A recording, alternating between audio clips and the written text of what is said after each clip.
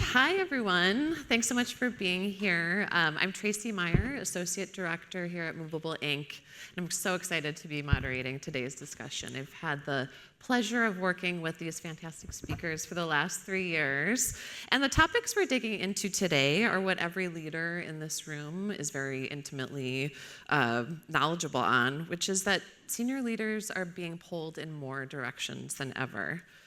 They're balancing long transformation timelines with leaner resources, relentless operational demands, and the constant pressure to innovate. So today's conversation gets into the real work behind all of that. How do you keep your team moving and motivated? But before we jump in, I'd love to hear a little bit more from both of you about your tenure at Citi and the teams that you oversee. So Caroline, how about we start with you? Sure. So hi, good afternoon, everyone. Thanks for joining us. My name's Caroline. Anyone who was here at the event last night, I have a blue aura, so we thought we'd introduce ourselves a little differently, also with an angel halo. So that's something I learned last night. But I've been at Citi just over 3 years. I've been in financial services all of my career, which I never thought I would actually say. And I look after and head up the retail customer marketing team at Citi. So my teams are really focused on anything and everything we can do to deepen and grow the relationships with our clients and drive loyalty and share of wallet.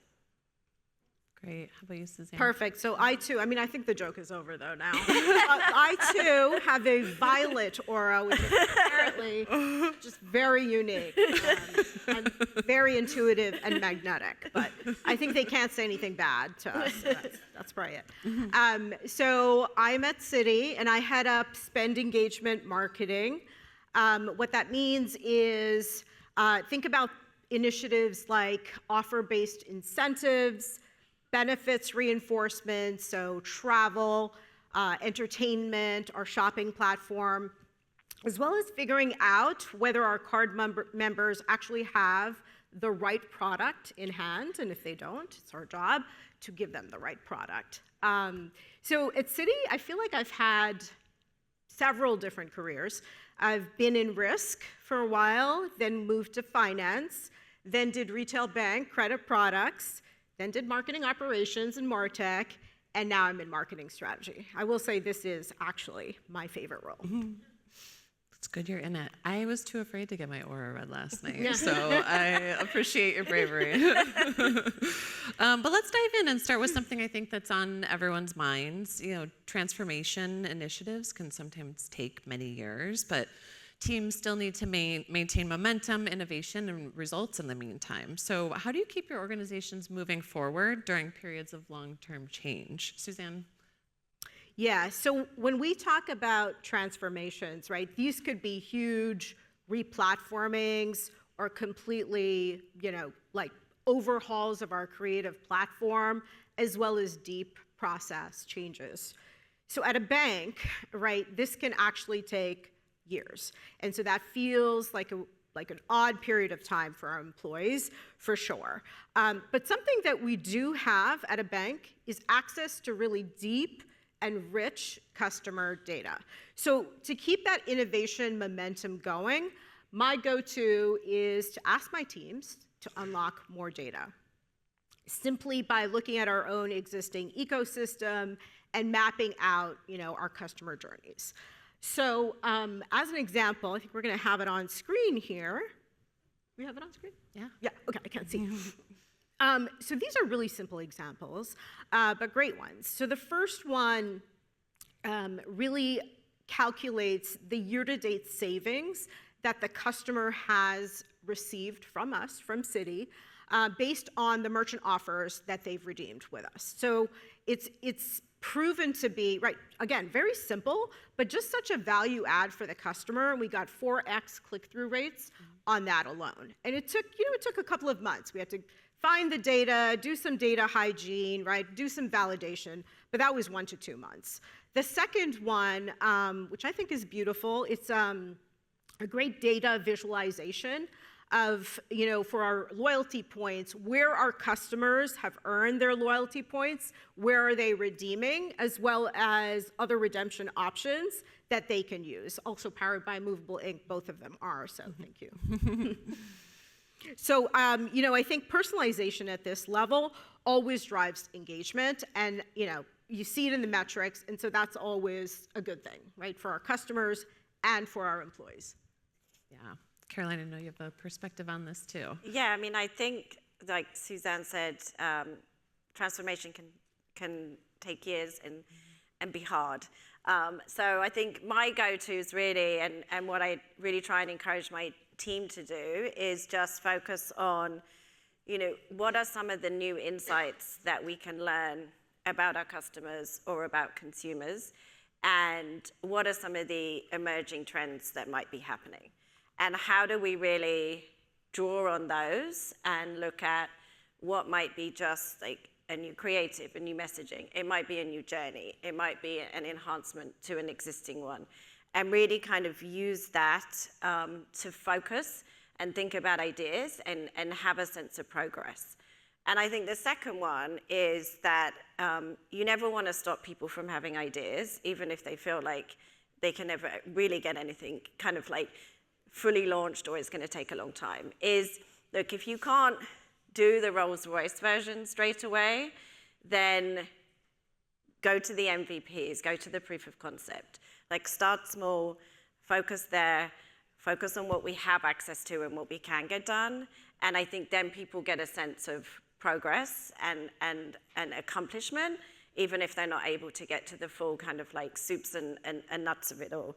And, for me, really, it's the curiosity is kind of key, right? There's nothing stopping people from learning more about customers, digging into the data, looking outside of our industry, like learning from that. And I think if you focus there and you just keep asking questions and looking for ideas and really think about the small wins, then you can keep moving forward and have the team feel that they're moving forward, even if some of these like massive data ecosystems and re-platforming is taking a long time. Yeah, I love that point on curiosity especially. So now I'd love to talk about something that is really unavoidable and our entire theme this week. So there's a lot of pressure on teams to utilize AI, and many marketers, especially in regulated industries, feel pretty behind. But the reality is most organizations are still figuring out what effective adoption actually looks like. So Caroline, I'm curious to know how you're enabling your teams to use AI, and also how you keep them grounded in reality versus hype. Yeah, I mean, I think that's one of the things is the reality and the hype. All we talk about is AI. We spent 2 days talking about it. Some of my team are here, and I definitely know that they kind of feel like, oh, like, are we behind? Everyone's doing all these amazing things. And, what I try and do and think about, and what we've been really focusing in on the team, is just kind of getting people to see that you have to start somewhere. And so a couple of things that have worked really well for us, and I think we maybe have one of them in the audience today, but we have some almost kind of self-appointed AI accelerators. And so these are people across the teams who were the first to really kind of jump in and start thinking about how they can use it in their roles. They have a real passion for AI across every areas of their own lives and their work life. And so they've really become great coaches for the rest of the team. So they work, they do trainings, they help, their kind of teammates. And I think it's been able to kind of like some of the, the team members who maybe were a little bit more, anxious or kind of like not sure where to start, really kind of get that sense of like, okay, I get it. I'm going to kind of start working with it. And building on that, what we've introduced and what we look at is we do a monthly kind of AI playtime. And so this is really where teams come and they share the use cases that they've had for AI, successes, as well as also like failures and questions, so that we're really trying to kind of broaden out how people are using it in the team. And I think we've seen the adoption really kind of accelerate quickly, even over the last 6 months. And then the other area is that there's so many ways that AI is relevant in marketing. And everyone here, we're spending a lot of time talking about the personalization and data and agents, et cetera. But there's also other uses. Like, we've just completed our first research study using AI synthetic audiences, which was a great kind of additional use case to bring to the team and start sharing internally. And it's something that is like readily available. That's fantastic. Suzanne, how are you approaching it with your team? Yeah, so, first thing I would say is get good practice experimenting with the administrative stuff. And we're all doing it already, so it's nothing new for sure. But what it does is it allows the team members, right, to feel like they're moving ahead in this space, but it's also a very safe space. And so an example that I'm gonna bring attention to is my employee engagement team actually had a lot of fun with this. They did our presentation for our bi-monthly town hall completely using AI. And so they fed in prompts and information, and they had a lot of fun generating this town hall deck. Hi to Moose and Bill, thank you for that. And so it was a lot of fun, and what they did was they actually, in the town hall itself, turned it into like a learning moment and showed the team sort of how they generated it. So examples like that are always fun. The next step is really getting into, beyond administrative things, right, the content creation. And so we're using AI to generate our marketing briefs, right, as well as come up with the variants for email subject lines and pre-headers and headers. I will say that it is also critically important to really think big about the future, right? And so we're probably all in the middle, maybe, of submitting our investment asks, right, our technology investment asks for 27 and 28. And the thing is, like, maybe this is a bank thing, but like, building a business case is just such a pain in the neck, right? Getting all the information together, right? Creating that compelling story, getting sponsorship, figuring out that it has to be within a reasonable budget or allocation of resources, all of those things. Well, with AI, it's almost like this limitless, unconstrained world, right? So that's what I've been telling my team, because the executive leadership is so hungry for AI use cases that it's kind of like anything goes. And so that's been really freeing and kind of a fun exercise for all of us. Yeah, I love that perspective on the potential there. And I also love just that both of your answers include the idea that innovation doesn't require the perfect circumstances, but really the right mindset to make your teams feel safe and being creative and experimental. I think if you work in a large corporate organization, it's not often the perfect circumstances. Yes, yeah, maybe within certain parameters. But that connects to something I think is hard to protect within a large organization. To your point, so Suzanne, with so much operational demand on your team, how do you protect time for strategic thinking and connection? Yeah, we do a couple of things. So I do think it's critically important to get the team out of the day-to-day, which can sometimes just feel like such a grind. And so we do a few things. One is we do an annual creative forum. And so that's 2 days that we take out of the year, and we hide away. We take the team off-site. We share, ideas, creative. We bring in speakers so that the team is learning. We bring in facilitators to have breakout sessions. And in fact, a lot of really great ideas have come from that session, so it does work for sure. Another thing that I do is I have blocked out for my team Fridays from 2 to 5 p.m. So I send out this calendar invite, and it's basically a no meeting zone for all my team. And so they can, decline any meetings they choose. And what that does is it protects that space so that they know right during the week that they have this time to take care of administrative tasks. And that frees them up, right, to really think about, other strategic work earlier on in the week. So that's always, that's been a real success. And then the other thing we all do at the volunteer events, real big proponent of that, because, obviously we all feel good coming together, doing good for the community. But what I find is, like, those are such great events. There's such bonding that occurs in that. And I see that translate when we get back into the workplace in terms of partnership and greater collaboration. Yeah, I love that. What would you add, Caroline? I think a couple of things to add there. We've done, and actually we did this kind of across our teams last year, is try to think of and bring in and tap into the partners and the vendors we work with and hosting innovation sessions for our marketers. And doing it kind of across teams brings people together more, because as much as we try and encourage my team to speak to Suzanne's team, everyone's super busy. And so it really was a way to kind of get the cross-team collaboration going, but it also pulls people out of their day-to-day and makes them feel like they're still learning. And so we would tackle kind of like some of the strategic areas that we were all thinking about. We would hear from external best practices and case studies and get the teams working together on coming up with some new ideas. And then the other thing that I do is I I've been trying to kind of put in some more kind of like working sessions with my team. It helps me dedicate some time to kind of thinking as well, and is a way to really kind of get people and me interacting with the team in a way that isn't just on updates, but we also can use it as a bit of a coaching and kind of development for some of the more junior team members to kind of hear about how you think about a strategy or how you analyze and understand data. That's great. Those connection points are so vital.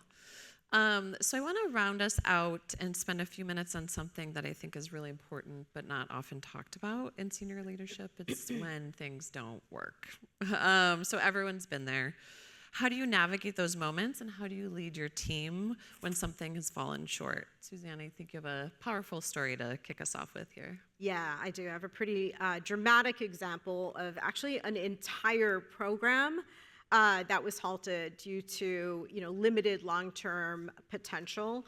So, I mean, it was a great experiment in a brand new space, right? But ultimately, the long-term revenue did not sort of justify the continuous investments that we were making.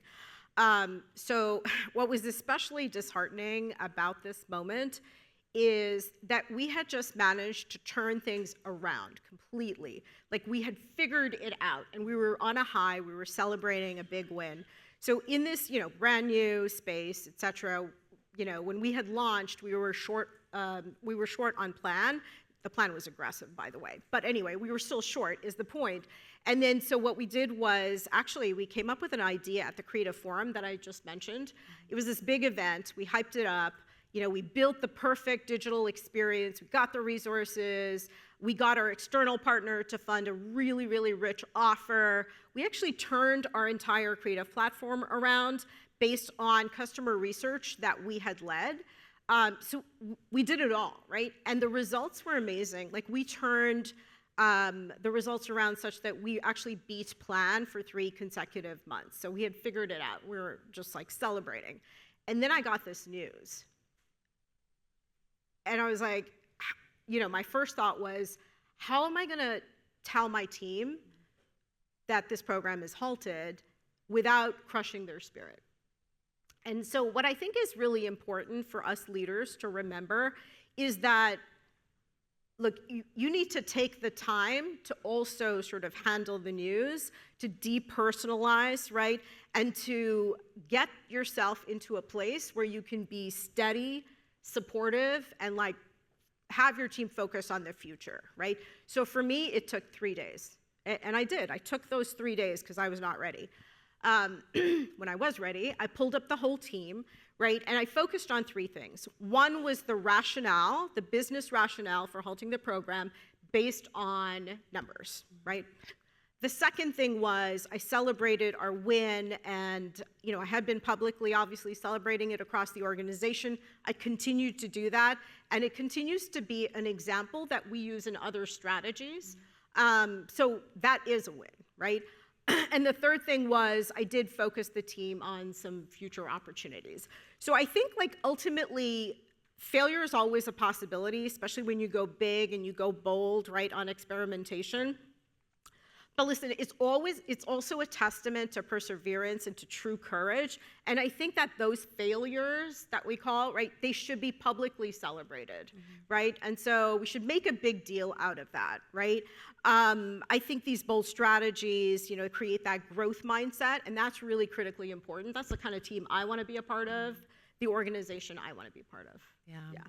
I love that. It's such a good reminder. How you show up is just as important as Yeah. finding the solution. So yeah, Caroline, how about you? I mean, I think the only thing I'll add, or kind of building on what Suzanne said, is that in organizations today, I think there's a bit of a culture of a kind of fear of failing being built. It comes from it's almost like constant reorganization and restructuring, and just the kind of bar on performance being constantly raised, that people feel like you've got to knock it out of the park every time. Otherwise, it's not going to go well at the end of the year. And like, that's not how marketing works, as Suzanne said. You've got to have that kind of growth mindset. You've got to try stuff, fail, learn, move on, try it again. And so it's really important for me that even if I have programs in some of the teams where results are like declining, you really just say, look, you have to just take ownership for it and try and turn it around and come up with a plan. And I really speak to my team about, let's see it as a challenge and not a defeat. Let's go out and prove that we'll, improve the results and turn this around, and let's just keep trying. Yeah, I love that. Real life lessons here too, right? Great. I want to end on something a little lighter before we close out here. Just a quick lightning round question. So would love to know what your favorite leadership podcast or book is. Okay, so we know this question, and she stole my idea. I said it first. The Diary of a CEO. Oh, I'm sorry. With Stephen Bartlett is my idea, and then Caroline. Well, so Tracy asked us the question separately, and then we had to kind of email back answers, and without any kind of conversation, we both happened to pick the same one. So we were like, well, I guess it's a good one. So Diary of a CEO. Yeah, he's great. And if he does sessions on everything. There is an AI session with Scott Galloway. Yep. So if you want to check that out, but he's just a great interviewer. And yeah, he really asks questions so you feel like you learn a lot, and he just asks it in a way that you don't feel stupid. Like, he asks the stupid questions for you, so you don't feel that you're not understanding things. Yeah, great. Well, that's such a wonderful note to end on. So Suzanne and Caroline, thank you so much for your time today, your generosity, and help me thank them. Thank you. Thank you. Yeah.